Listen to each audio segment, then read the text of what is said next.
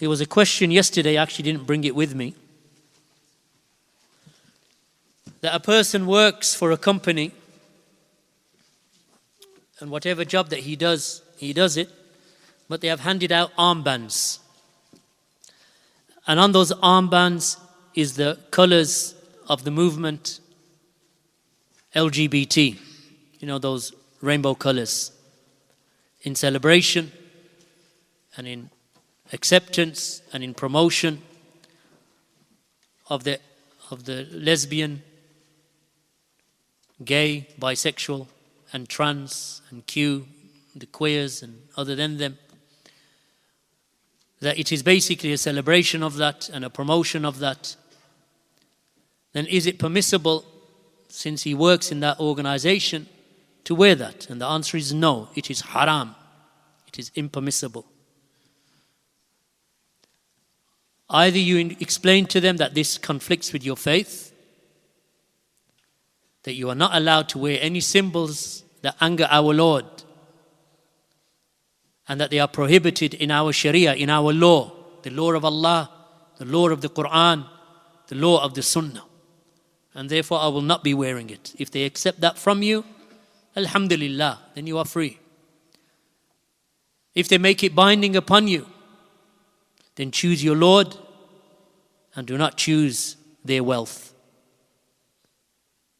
Inform them that you will not be able to work for them if they compel this upon you. Inshallah, they won't.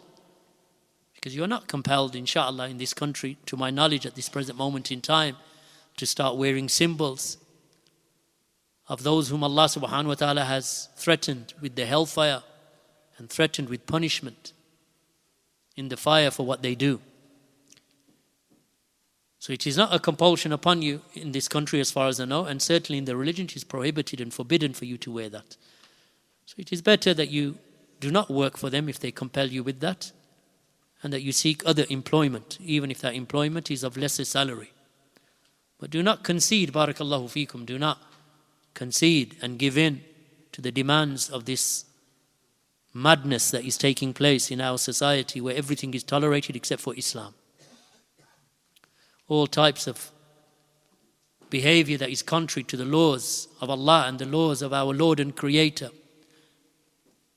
to the laws that Allah subhanahu wa ta'ala has placed within His creation, in opposition to that, with something that is contrary to the fitrah, contrary to one's innate nature, contrary to logic and reason, contrary to the revelation, contrary to all of that which was sent to the prophets and messengers in all of the books of old that were sent to the prophets and messengers, contradicts all of that.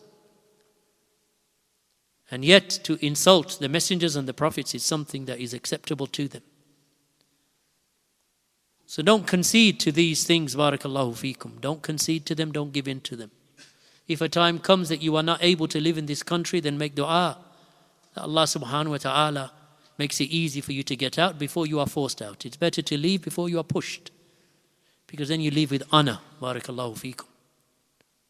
And you leave with your honor and your respect intact and your religion intact. And those times are upon us now. This is not the Britain that we were living in 20 years ago, 30 years ago, 40 years ago. It is a different landscape. It is a different politics that we are living in. It is a different age and a different era. Times have changed, and their attitudes towards people of religion has changed. So ask Allah subhanahu wa ta'ala to find your way out of these difficulties and these hardships.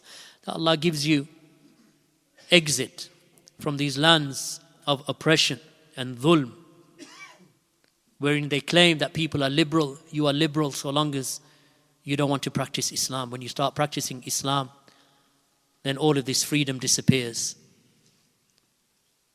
So may Allah subhanahu wa ta'ala make it easy for us and make it easy for you to find you a path out of this country to a land of Islam and Sunnah, where you are able to practice your religion freely and in comfort and in ease without hardship. وجزاكم الله خيرا وسبحانك اللهم وبحمدك أشهد أن لا إله إلا أنت أستغفرك وأتوب إليك.